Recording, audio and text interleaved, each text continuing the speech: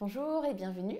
Je suis Anne-Julie, on est ensemble pour quelques minutes pour travailler ensemble sur un exercice pour améliorer ou en tout cas peut-être rééquilibrer et peut-être se poser des questions autour de notre troisième chakra, Manipura chakra, qui est donc notre chakra du plexus solaire, au niveau du plexus solaire, donc en dessous du cœur, au-dessus du nombril, c'est vraiment le sternum, en dessous du sternum.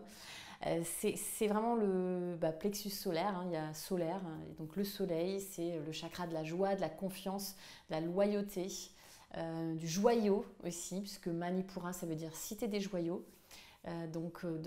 Dans joyau, il y a joie, encore une fois. On est vraiment du coup sur un chakra qui nous parle à tous énormément dans notre société d'aujourd'hui, où nous sommes tous devenus de plus en plus individualistes. Et puis la confiance, ça nous parle à tous. Qu'est-ce que ça veut dire se faire confiance? Comment faire confiance aux autres? D'abord en se faisant confiance, mais qu'est-ce que ça veut dire se faire confiance? On va plutôt parler d'estime de soi plutôt que de confiance en soi dans cet exercice. L'estime de soi, c'est vraiment comment est-ce que je me parle? C'est quoi cette petite voix dans ma tête? Qu'est-ce qu'elle me... Comment est-ce que je me parle à moi-même? À chaque fois qu'on se dit « t'es nul », oh là là, ouais, c'est n'importe quoi, etc. Donc tout ça, ce sont des petits messages qu'on s'envoie à nous-mêmes très souvent. On est quand même assez souvent négatif envers nous-mêmes, faut dire la vérité, et notre propre juge. Et on va faire un exercice justement pour essayer de remettre un petit peu tout ça à sa place. Donc on ne va pas développer notre ego et devenir égocentrique.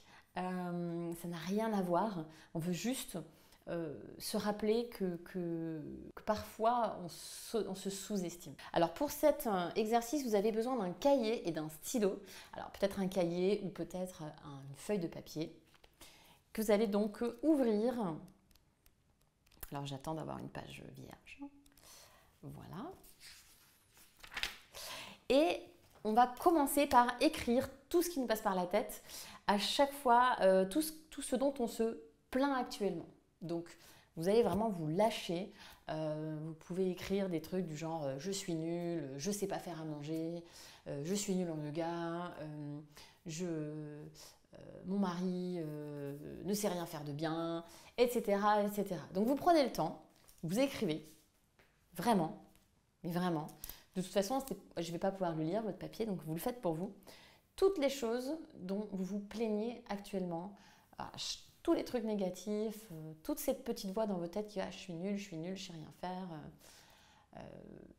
j'arriverai jamais, ça va pas, et puis de toute façon, il n'y a rien qui marche, etc., etc. Donc prenez votre temps, lâchez-vous.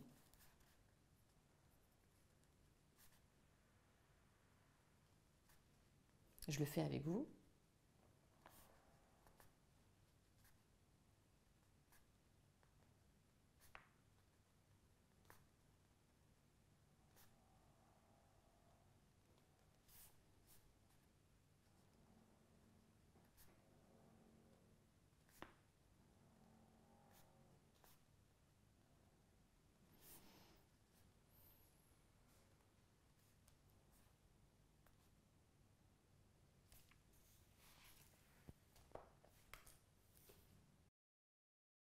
Très bien, maintenant que vous avez pris le temps d'écrire toutes les choses négatives, de toute façon, je devrais gagner plus, de toute façon, je ne travaille pas dans la bonne entreprise parce que moi, de toute façon, j'aurais préféré travailler là, et puis de toute manière, mon collègue, il se moque de moi, etc., il m'a trahi, etc., etc. Maintenant que vous avez écrit tout ça, on va essayer d'aller un petit peu plus dans la précision. Donc, par exemple, moi j'ai noté j'en ai marre qu'on se moque de moi.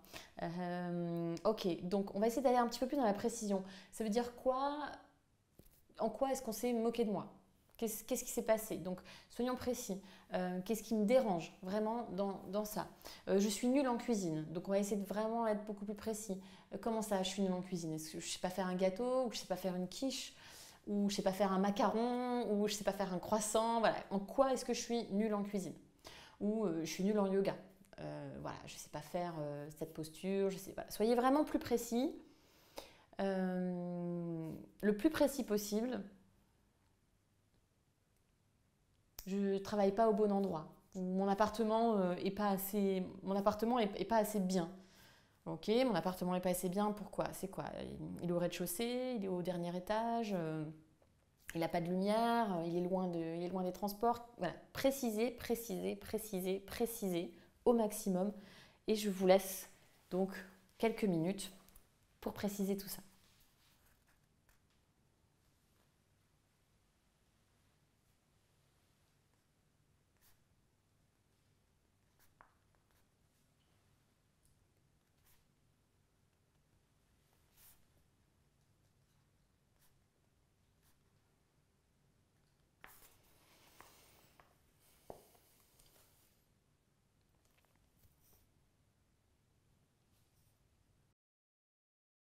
Bien, maintenant que vous avez pu préciser, éclairer, mettre en lumière les points essentiels de ce qui vous dérange vraiment, on va faire maintenant une petite analyse ensemble. Donc, pour chaque point que vous avez noté, je vais vous poser la question et soyez vraiment très honnête envers vous-même. Est-ce que c'est vrai? Est-ce que c'est vrai? Est-ce que c'est vrai que vous êtes nul en cuisine?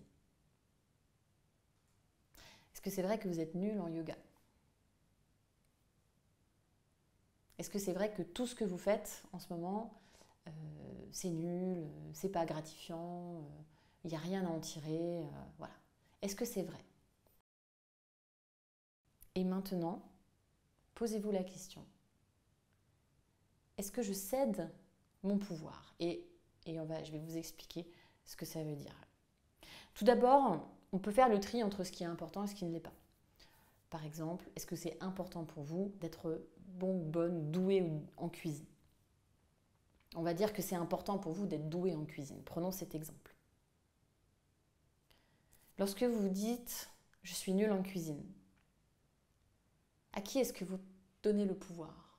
C'est-à-dire que vous vous déchargez de toute responsabilité. Je suis nul en cuisine, ok, donc je n'ai pas de pouvoir.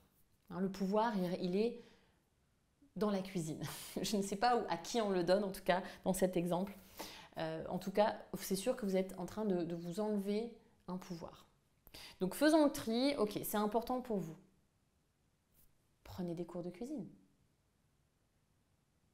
Si c'est vraiment important pour vous, si c'est la condition pour être heureuse dans votre foyer, pour changer votre quotidien, pour apporter une touche de joie dans votre foyer, prenez des cours de cuisine.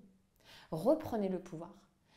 Vous prenez votre téléphone, vous tapez cours de cuisine sur Google et vous prenez des cours de cuisine. Si vous êtes nul en yoga et que c'est important pour vous, est-ce que c'est important pour moi? Est-ce que c'est important pour moi vraiment de réussir cette posture?